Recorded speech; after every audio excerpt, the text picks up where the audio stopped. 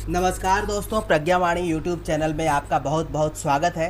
दोस्तों, इस वीडियो के माध्यम से हम जानेंगे आखिर परलोक कैसा होता है, सूक्ष्म शरीर कैसे उसमें निवास करते हैं, उनकी ज़रूरतों की पूर्ति कैसे होती है, वो क्या खाते हैं, क्या पीते हैं, किस तरह के कपड़े को पहनते हैं।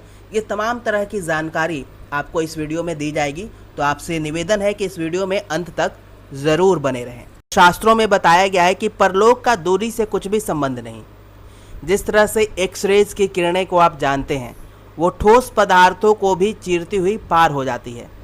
हमें दीवार का पर्दा तोड़ना मुश्किल मालूम पड़ता है, लेकिन एक्सरे की किरणों के लिए यह पर्दा कुछ नहीं के बराबर है। गर्मी और सर्दी का प्रभाव बहुत अंशों में बाहरी प्रतिबंधों को तोड़कर भीतर चला जाता है। इसी प्रकार सूक्ष्म तत्वों के लिए स्थूल वस्तुओं के कारण कुछ बाधा नहीं पड़ती। अब जैसे हवा जो है, वायु है, इसका समुद्र अगर हम माने तो पृथ्वी के चारों ओर हवा का समुद्र है, मतलब चारों ओर हवा ही हवा है। हम उसे चीरते हुए जहाँ तहाँ जा सकते हैं। हमें इसका भान भी नहीं होता कि हम हवा के बीच में इसी तरह भाग दौड़ कर रहे हैं। जैसे पानी में मछली, संभव है मछली भी पानी में ऐसे ही स्वतंत्र घूमती हो जिस तरह से हम लोग हवा में घूमते हैं। मृत आत्माएं सूक्ष्म तत्वों की बनी हुई है, इसलिए वे ईथर तत्व की भांति चाहे जहाँ आ जा सकती है। उसके निवासी स्वेच्छानुसार चाहे जहाँ भूमि, जल, पर्वत, ग्रह, नक्षत्र आदि के बीचों बीच या ऊपर नीचे कहीं भी रह सकते हैं। मतलब पृथ्वी के नीचे, हमारे लिए पृथ्वी एक ठोस है, लेकिन ईथर तत्व वाले सूक्ष्म शरीर के लिए वो पृथ्वी के अंदर दीवार के पार भी जा सकते हैं और अपने रहने के लिए सब प्रकार की सुविधाएं वहाँ उत्पन्न कर सकते हैं। अब ये जानना ज़रूरी है कि मृत प्राणी के साथ उसके विचार, स्वभाव, विश्वास और अनुभव भी जाते हैं। घरों में रहने, कपड़े पहनने, भोजन करने आदि की क्रियाएं जीवित मनुष्यों को जीवन भर करनी पड़ती हैं, इसलिए उनके यह विश्वास सुदृढ़ हो जाते हैं। यह बात एक साधारण मनुष्य के विचारों के बाहर की है कि कोई मनुष्य बिना घर, वस्त्र और भोजन के भी रह सकता है। जैसे विश्वासों के कारण सूक्ष्म शरीर और इंद्रियां उत्पन्न हो जाती हैं, विश्वास जो हमारा होता है उसी अनुसार हमारा सूक्ष्म शरीर। ऐसे शरीर का कोई बनावट नहीं होता, क्योंकि हम मनुष्य शरीर में वर्षों रहते हैं तो हमें लगता है कि हम मनुष्य शरीर में ही रह रहे हैं।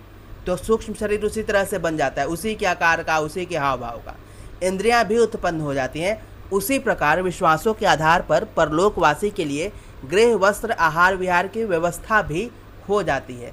वे समझते हैं कि हम घरों में रहते हैं, कपड़े पहनते हैं और भोजन करते हैं, परंतु यह सब स्वरूप जो है, यह सब चीज़ें जो हैं, यह सब पदार्थ हैं, वो यथार्थ में नहीं होते।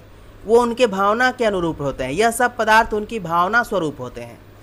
अब दूसरे उदाहरण को समझे। यदि कोई परमहंस सन्यासी निर्जन वन में वस्त्र रहित और कंदमूल फल खाकर निर्वाह करता हो, तो उसका परलोक भी वैसा ही होगा। मतलब वो निर्जन रहेगा, कंदमूल खाएगा, मतलब भावना के द्वारा उसका जो स्वरूप होगा। भूत प्रेत किन्हीं विशेष स्थानों पर ठहर जाते हैं, किंतु साधारण क्रम के अनुसार चलने वाले प्राणी स्थान संबंधी बंधन में नहीं बनते। वे एक स्थान पर रहते हैं, किंतु वह स्थान चाहे जहां भी हो सकता है।